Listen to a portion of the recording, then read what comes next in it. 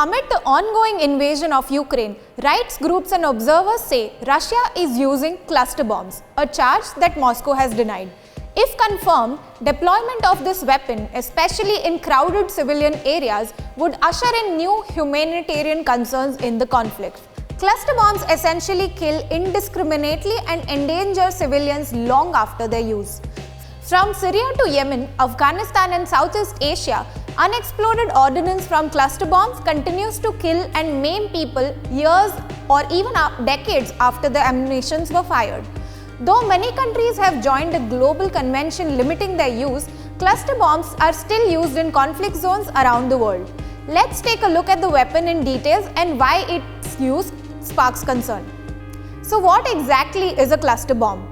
Cluster bombs are weapons that open in the air, releasing bomblets that are dispersed over a large area intended to destroy multiple targets at once and can be delivered by planes, artillery and missiles.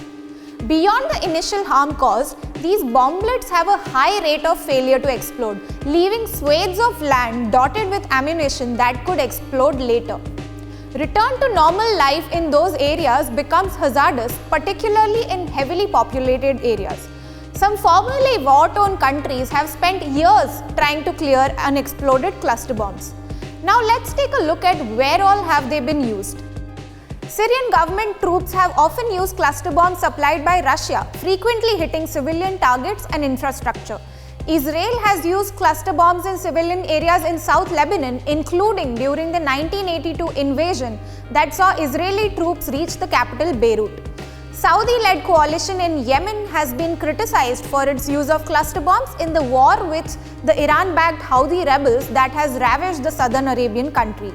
The last large-scale American use of cluster bomb was during the 2003 Iraq invasion, according to the Pentagon. In the 1980s, the Russian made heavy use of cluster bombs during its 10-year invasion of Afghanistan. Now, is using cluster bombs a war crime? Use of cluster bombs itself does not violate international law, but using them against civilians is most certainly a violation. Any strike determining a war crime requires looking at whether the target was legitimate and if precautions were taken to avoid civilian casualties.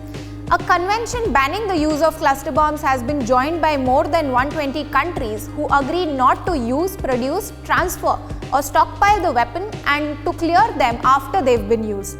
It's significant to note that Russia and Ukraine have not joined that convention and neither has the United States.